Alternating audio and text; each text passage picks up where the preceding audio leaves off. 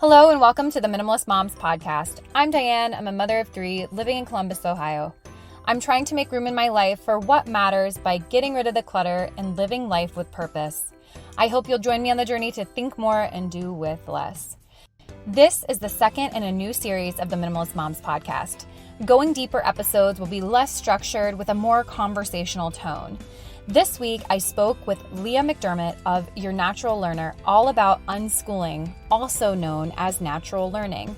Leah shares about her experience unschooling her children, education, encouragement to others, and so much more. If you're a homeschooling family or are curious about unschooling and natural learning, this episode is for you. And I want to put a quick disclaimer here before this episode airs. I am married to a public school teacher. My background is in English pre-education, grades 4 through 12. So I am in no way releasing this to paint a negative portrait of public schooling. I absolutely see the benefit of it, but I also see a strong benefit in homeschooling. Hence is why we chose to do it this year, and we'll be continuing on for our second year. Some of my closest friends and family members are also public school teachers, and I so appreciate the work that they do, the dedication, the sacrifice. So again, I just wanted to put that disclaimer up here at the beginning before I get not so kind mail about poo-pooing the public school system. As they say, there are two sides to every coin, but I hope this episode is enjoyable to you regardless of where you stand in regards to schooling. So let's get into it. This is my conversation with Leah McDermott.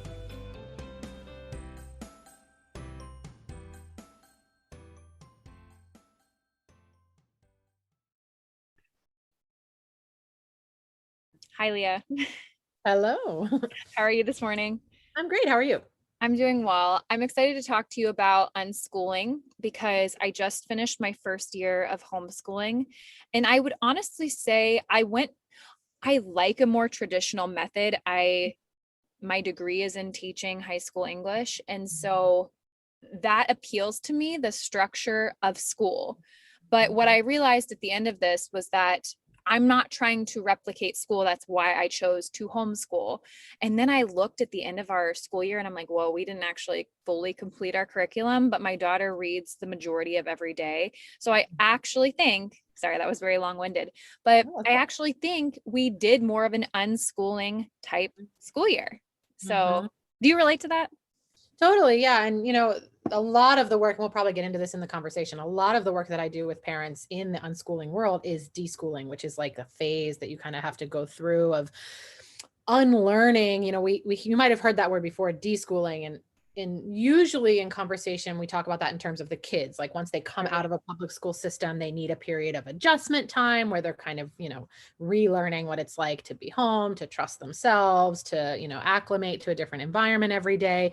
But really, deschooling is way more for the adults. And, we have a lifetime of that understanding of what society tells us success looks like, learning looks like, productivity looks like, how we should be spending our days. And for you, having a teaching degree and spent time in academia, beyond high school, that's even more unlearning then, right? You've got that compounded as to what a school day should look like, how learning should be structured, how children learn things.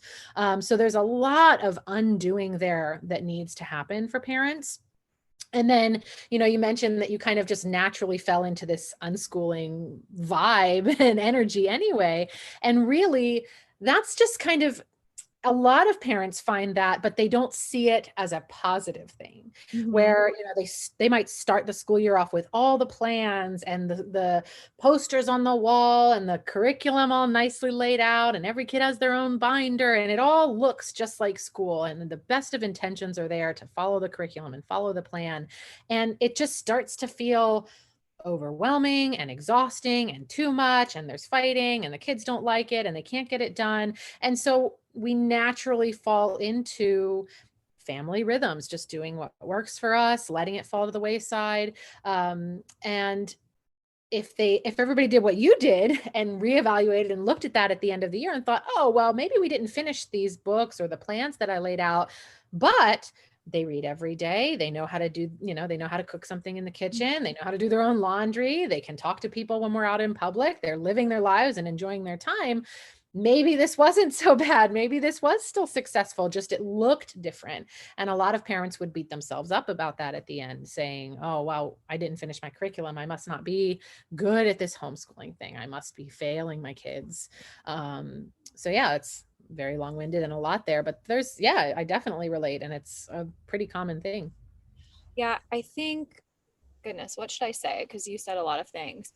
Number one, I'm sure that I've said this before, but my husband's a public school teacher. So this was the biggest fight of our marriage. My decision ended up, I mean, it's our decision, but my desire to homeschool caused a lot of conflict. And I don't even really know how it ended up working out and we got on the same page. It was honestly the Friday before she was supposed to start first grade on Monday, that we got on the same page.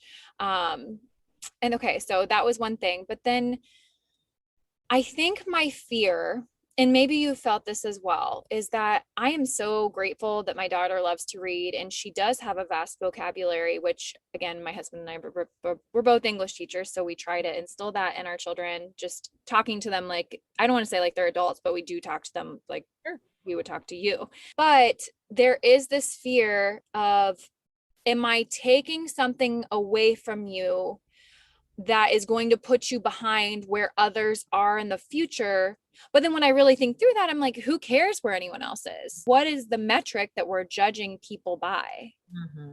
Well, and there's two things to think of there. Like, first of all, if you want to look at the science of it, she's younger. So this is when all those fears kind of come up for you of, looking towards the future. When we look at the data, it does not matter where they are at those ages. Like, we might be labeling her as way ahead, right? Or we might label another kid as way behind because they're not reading or they don't have the biggest vocabulary yet at that same age. But by 4th and 5th grade, you can't tell in a classroom who were the early readers, who were the late readers. It levels out. When kids have the chance to blossom at their own rate, eventually they level out. And then looking beyond that in adulthood, you and I are sitting here having this conversation, and it doesn't matter. I don't know how old you were when you learned to read. Like, that doesn't change anything. You don't care what grade I got in high school algebra. Even our college degrees don't matter. We're here together having this conversation. And that's true everywhere. And, if you keep looking to the future, the biggest employers today, Google and Facebook and, all these tech companies, they don't hire based on high school GPA. They'll tell you, we don't care what your scores or grades were or your college degree. We want to know that you have good communication skills, that you can problem solve, that you're willing to work as a team, that you have good creative ideas. And those are things that don't come from book work and sitting still and listening and following everybody else. Those skills come from being able to be creative and have good ideas. All of the people that we look up to today collectively as a society, the wealthiest or the ones with the most ideas, traditionally they did terribly in school because they couldn't be pushed down. They didn't want their ideas to be squashed. So it's really just about, yes, there's a fear, but then asking yourself, okay, is this actually a fear that I'm seeing something real happening? Am I noticing something in my child that is lacking or missing or not there? Or is this a fear that I have that's rooted somewhere back in what I have made to, someone made me believe is true? Mm-hmm. Absolutely. And I can look to those examples of someone like Steve Jobs or even Bill Gates, and absolutely their creativity couldn't be squashed, and they had these big, I don't want to say big personalities because I don't know them, but I'm assuming that they did feel like they couldn't be their true creative selves or whoever that they were trying to be at that time. So that said, you can look to these examples, but I mean, I know many people in my own personal life that have graduated. My friend, she graduated high school, started working full time. She didn't want to go to college right away, got a ton of experience.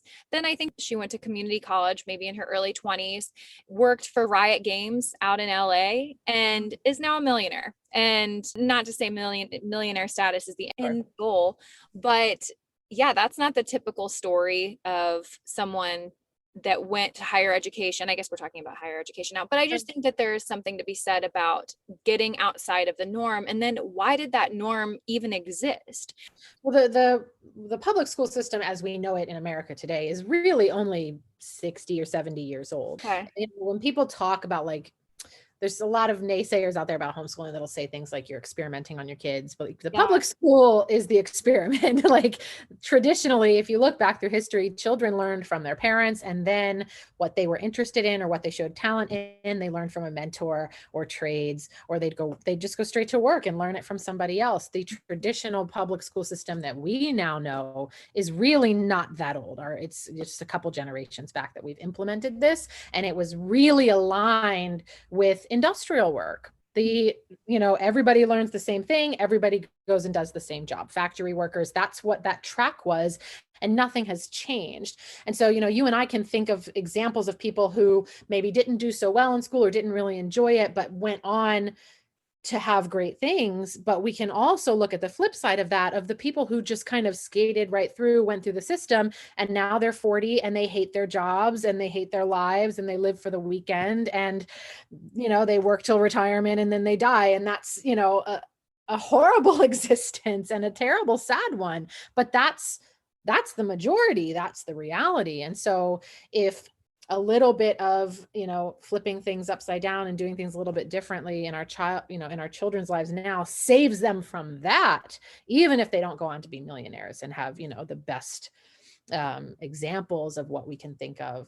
I'd certainly rather they believe that they are creative and enjoy what they do for their lives, instead of just feeling like they constantly have to follow what everyone else is doing and, live in that grind mode. My motivation to homeschool was mostly because I wanted my daughter to be in nature as much as possible. We love as a family to be outside. And so I didn't want to take that from her at this young of an age. That was one of my main factors. But also for me, I figured because I have the degree that I do, and not actually just because I have that degree, but because I enjoy teaching more so, I'm like, I'm just going to give this a try. So what did that look like for you? What motivated you? And again, that's going to look different for every single family, but what started you into this process of unschooling? Did your kids go to school to begin with? No, so we've always homeschooled. I was also a public school teacher. I taught kindergarten was where I began my work.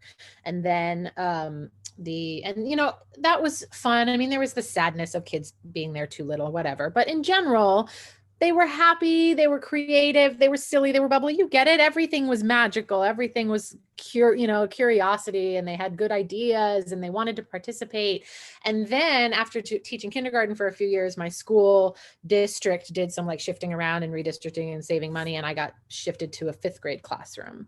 So I went from K to 5, and I went in with the same excitement and joy, but it was gone. The kids by 5th grade, they didn't want to read. They didn't want to write. They didn't want to be there. They hated school. They hated me. They hated each other. The light was out. It was gone. And it broke my heart. I was like, what have we done in 5 years? We've killed it. It's gone. What have we done? And that was the norm. That's just what everybody just accepted. And I just couldn't. So I taught 5th grade for a few years, and then I got pregnant with my oldest. This was, he just turned 11 this week. So 12 years ago, I knew that I was not going, something was wrong and I didn't know how to fix it, but I wasn't going to put my kids in it. I knew that much. So when he was born, I left the classroom and we just kind of did life together. And then when he was like 3 or 4, I started having some of those like typical parent teacher fears of like, okay, well now it's my responsibility to do these things, right? He needs to read, he needs to write, he needs to do math, and all of these things that I thought were so important. And I started looking around for like curriculum. I knew I wanted to homeschool, but everything I found looked exactly like what I was doing in a classroom. And so like something in me was like, well, this has to be part of the problem here, is this one size fits all. Everybody learns the same way. I also did a lot of, one of my master's degrees was in like, as a reading specialist. So I did a lot of work around like how children learn things. And I knew that what we were teaching them and the sequence we were teaching it in was not related to how they learn. We knew that was wrong. So I couldn't find anything. And so I wrote my own. And that's basically whatever I did with him. And it started in nature. That was eventually the pre-K and kindergarten curriculum all came from nature. So I just started writing down whatever I was doing with him. And it started as like curriculum where I'd plan some ideas and activities. But the more time I spent talking to other parents, working with him, learning, doing research, the more I realized that the more children have the opportunity to guide their own learning, the more meaningful it is, and the more they learn in the end anyway. So that's kind of brought me to where I am today. And remind me, how many kids do you have? I have 3. Okay, 3. What are their ages? My oldest just turned 11. My middle is 8. And then we have the extra surprise baby who will be 2 in October. So what does it look like in your day-to-day unschooling with kids of different ages? Because I feel like at some point, if and when we continue this on, Benji's 2, Martin's almost 5, Charlotte's almost 8. So I figure Charlotte's going to kind of take control of some of the more bookish work that I do want her to do. But what does that look like for you? Yeah, so we do a lot of traveling since I own my own business and work from home, and my husband owns his business. A lot of our learning happens on the road. So we have an RV, we go out at least once a month, or fly somewhere pretty frequently. So that's a big portion of our learning is, hands-on right there. But in the day-to-day, we just live together. And if the kids have projects that they're always working on, it might be creative. They love to watch YouTube and learn things from that. They like to game and have friends all over the world that they've met in our travels. They connect with them there. We spend a lot of time outside. We live in town, so we can walk to different places. We just live life together. That's the best way that I can explain it. There's rarely, and when there is like a true tangible teaching moment, it's not because I said, hey, sit down, I want to teach you this thing. It was something that stemmed from a question. They had a question about something. So we learned it together, or we showed them the answer. And it comes at the most random times.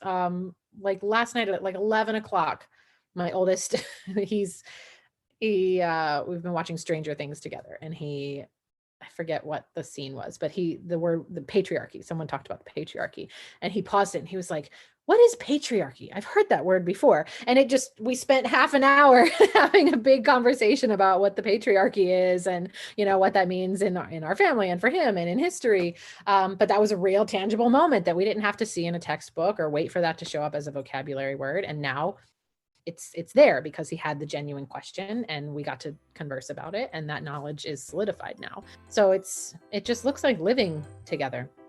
Hey, parents of young babies, is there a child with food allergies in your family? Does your child have a friend or a classmate with food allergies? Or do you know of someone close to you that has food allergies? If the answer to any of these questions is yes, then you know how scary, limiting, and anxiety-inducing it can be to have to carry an EpiPen with you at all times, or constantly just be on high alert when dining out, reading food labels, sending your kids to school, all of the things. Imagine a world without food allergies, where all foods are considered safe to eat for anyone, where there aren't nut-free schools or separate allergy-free tables at lunch. That's what we call food freedom. Evidence-based research, USDA guidelines, pediatricians, and allergists all agree feeding small amounts of common food allergens like peanut, eggs, and milk daily for 6 months or more, starting at 4 months, is important for all babies to give them the best chance at a future of food freedom. That's why I'm happy to tell you about Ready Set Food. Ready Set Food was developed by an allergist and mom of 2 to make it easy, safe, and convenient to regularly feed babies low doses of the most common food allergens, starting right from the bottle. Ready Set Food is a gentle, guided system of products that takes the mess and stress out of introducing allergens. Head over to readysetfood.com/minimalist and use code MINIMALIST for 30% off your first order of Ready Set Food and get your child started on the path to food freedom today. Finding all your grocery items in one place at an affordable price is almost impossible now. But with Thrive Market, I get everything I need and so much more. With Thrive Market, you can shop everything from healthy pantry essentials and sustainable meat and seafood to non-toxic cleaning and beauty products, all delivered right to your door. And if you find a lower price elsewhere, Thrive Market will match it. Finding everything you need is easy on Thrive Market because you can filter by 90+ values and lifestyles to find what works for you. Shop by what you eat and what matters most to you. So if you're looking for plant-based, gluten-free, zero waste, Thrive Market has you covered. Thrive Market is my go-to place for organic pantry staples such as nut butters, dates, granola, and I love their organic applesauce pouches for my kiddos. I also really like the Thrive Market brand and the Rosie cleaning supplies. When you join Thrive Market, you're joining a community of 1 million plus members and sponsoring a family in need. And with their fast and free carbon neutral shipping, you are also bettering our planet. Join Thrive Market today and you get $80 in free groceries. That's THRIVE market.com/minimalist to get $80 in free groceries. That's thrivemarket.com/minimalist. thrivemarket.com/minimalist. Do you want deep, restful sleep without taking melatonin? Are you trying to stop your nighttime sweats? Or are you looking for an easy way to become a little more eco-friendly? You won't get these with any old cotton sheets, but you will with bamboo. Upgrade your stuffy cotton bedding to Ettitude's naturally breathable bedding made from their innovative clean bamboo fabric. It feels unlike anything else you've slept on, and no, they won't cost you or the earth. Because right now you can get 20% off your first order by visiting ettitude.com/minimalist. My husband and I live in a house from the 1950s, and the upstairs isn't the best at temperature control during the summer. And ever since getting our Ettitude sheets, we've slept so much better. The striped sheets also look great in classic with our simple style. The soft, clean bamboo sheets have over 15,000 five-star reviews, and they've been performance tested to be 51% more durable than standard sheets, 17% better at regulating temperature, and 24% more moisture wicking. Simply put, Ettitude sheets are the secret to better sleep. They're so sure you'll love sleeping with them that you can try any Ettitude bedding risk-free for 30 nights. And if you're not completely satisfied, you can return it for a full refund. And don't forget, you can get 20% off your order plus free shipping for a limited time when you visit ettitude.com/minimalist, spelled ETTITUDE.com/minimalist. This is Ettitude's best offer right now, so don't wait. Order today for free shipping and 20% off your order at ettitude.com/minimalist. My husband's thing was, I don't want to bubble our children. I don't want to keep them from things that you don't want them to hear or you don't want them to witness. Especially when I was starting homeschooling, I felt very protective at that time. And so now, having a year under our belt and making the different friends that we have, I'm like, we have different political viewpoints, religious viewpoints.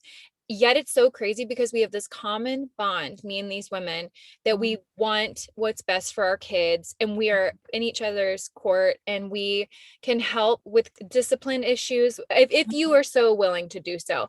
I don't know. I just feel like there's something very special about having multiple women, not a ton of women, but people that you trust and you've helped cultivate that do have different perspectives than you do, help come alongside your children. I just really like that. And I do think that's a part of unschooling. Yeah, maybe it's more structured with the things that we're doing together, but you're not going to get that in a public school setting. And that's been one of the best benefits to me. And it's really opened my eyes this past year and actually helped me to be a lot more understanding of people that have different perspectives than I do. Definitely. And that's how we change the future, right? Because then we're not so polarized. But that's, you brought up a really big deschooling point too, of this idea or this myth that homeschoolers are like in this bubble, they're antisocial, they're weird and nerdy, and they can't interact with society. But if you take off all the blinders, when else in your life are you in a room with 30 other people exactly your own age?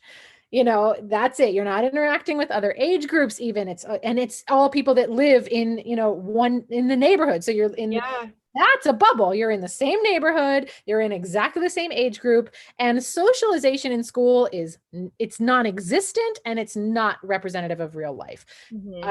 These are conversations. All you have to do is go to any of the posts on my pages about socialization and just read the comments. I mean, my kids they're not allowed to talk at lunch. The lunch ladies walk around and tell them to be silent. If they're done eating, they have to put their heads down on the desk. Especially in elementary school, they get overwhelmed. There's too many kids. So they just tell them all to be quiet. They're lucky if they get recess to begin with. If they do, it's 15 minutes, and it's still with that same peer group. So nothing about the socialization that's happening in a classroom or in a school is representative of real life. homeschooling kids getting to go out and hang out, I'm sure even in the co-op that you have or the little group that you have, the kids are all varying ages. Oh So yeah. they're getting to interact with babies, they're getting to interact with teenagers, different parents of different viewpoints, political or otherwise. They're talking to cashiers, they're talking to the mailman, they're interacting in real life ways. And that's socialization. That's real. So while it might look different, it's certainly not the thing that's abnormal, really, if you think about it. Yeah, absolutely. Which we're kind of coming to the end of what I wanted to talk about, but I don't feel like we ever defined, does unschooling have a definition? We never defined it, did we? No. And I mean, there's a lot of them out there, really. I think it's just really what it means to you, but it's in general, I think the accepted definition is,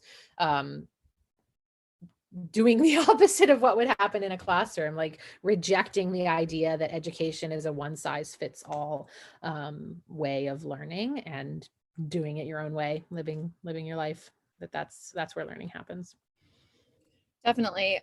I guess in regards to minimalism, I feel like unschooling, I don't know, maybe this is offensive, but I feel like unschooling is a way to be extremely intentional. But what would you say? I mean, do you consider yourself a minimalist? What does simplicity, intentionality, minimalism look like in your life and in your unschooling journey?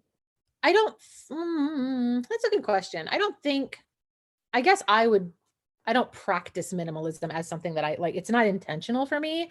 I would prefer to spend my money and my time adventuring and traveling rather than just buying things that I don't need. I am frequently going through my house and getting rid of things that somehow make their way here from grandparents or aunts and uncles or friends.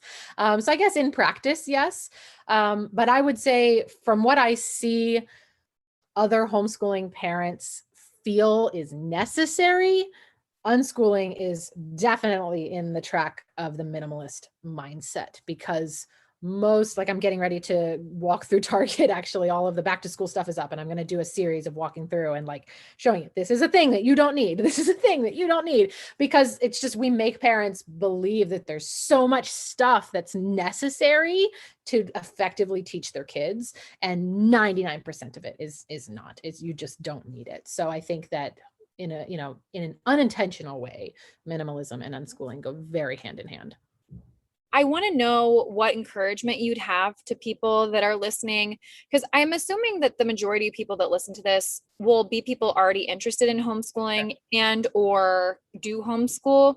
But I'm hoping that there are some people listening that they don't think they can do it. They maybe never had an interest in doing it, but I want you to sell them. And again, it's not, okay, I'm not going to lie. I think that everyone can do it. Financial resources probably prevent some families, some moms from doing it. And I totally understand that. And I have empathy, especially for women that want to homeschool their kids and they can't financially make it happen because they have to work or whatnot, fill in the blank. But women are capable, regardless of your degree, regardless of if you think you're smart enough, if you think you have the best vocabulary. There's some things that I don't fully understand in first grade that I am having to go back with Charlotte in English, and I am an English major, and I'm like, oh, I don't remember this rule. So I just want to encourage people that anyone can do it. So what is your encouragement to them? Oh, absolutely. And, not having the degree, actually, I would say puts you further ahead because it's just more undoing that you have to do then, and you're finding that. And I talked to so many teachers turned homeschool moms, that it's so much more work to undo. And, I think 3 years ago, I would have been trying to hard sell, but the pandemic did a great job at hard selling for me, to be honest, because all of a sudden, all of the kids were at home and parents had to readjust and figure it out. And a lot of things happened. Parents realized that they can be with their kids all day, that's okay. It's not a bad thing. There was so many, like, I can't wait for summer break to be over so my kids go back to school memes and vibes. And I always hated that, but you don't see that so much anymore. We're learning, I guess, what it feels like to be together all the time. And it's not a bad thing. And also, I think with virtual school, especially, or with like packets that were sent home, parents suddenly had a window into what school was really like, what was actually happening in a lot of their kids' classrooms. And I think it was very eye-opening. And I think it just, homeschooling almost became like a rescue mission for a lot of kids, because parents realized this is not what I want for my kids. So I have to make it work. I have to figure it out. So absolutely, you're capable. Having the degree is, these days, is not, it doesn't even matter, because we're, as you know, as a teacher, you're bound by whatever the district tells you to do, by the curriculum that they hand you. It doesn't matter if you like it or not. That's what you're doing. And 90% of the job is behavior management anyway, because there's 35 kids in one room if you're lucky, and no other adults but you. So I could go off on all kinds of tangents, but for encouragement, I think, just every time you have that fear, and this is true for whether you're thinking about homeschooling or already homeschooling or full unschooling, anytime, because as your kids get older, new fears are going to pop up, right? Social media is a fear for me now, as I have like a preteen. He wants to engage with his friends on social media. So that's a new fear that I have to like address. There's always going to be something new. I'm not scared that he can't read anymore because he's reading just fine. Now I'm scared about social media. There's always going to be a fear.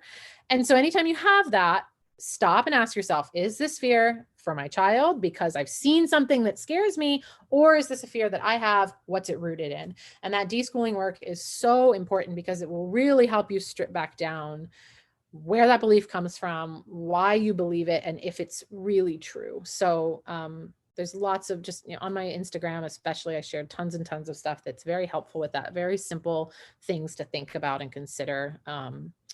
But yeah, it's the deschooling is the biggest part. Truly it is. I think that unschooling is the result of deschooling. I don't think it's so much of an intentional choice, so much as it's like, once your eyes keep opening to things, it's the only logical answer. So it's like the result of having done all that work. Definitely. It might be helpful for people listening to define what success looks like for, I wouldn't even say for them, but if you want your child to be successful, what does that mean for them? Because I think that a lot of us, if we were honest, it has very little to do with, I know this historical event that happened and the dates, or I know this romantic literature. I'm thinking back to my days in romantic English in college, but why do I necessarily need to know that? If I have an interest in that, sure. But is that what defines my success? So I think if you start journaling and processing some of those things and writing those things down, you'll get clear with what you want going forward for your family. And so I think that would be a good place to start as well. Absolutely. And, you even said earlier, you're having, like, with your first grader, things that you don't remember. Mm-hmm. So did you ever use it? Like, if if you're in your 30s and you don't remember how to do that thing because you haven't touched it in 25 years, sure. Was it really important? Did it really matter to your life? And again, just once you start opening your eyes, it all makes a lot of sense. There's, a TED Talk I watched not too long ago from a mathematician and a math teacher who said 98% of people don't use math beyond what they learned in 5th grade.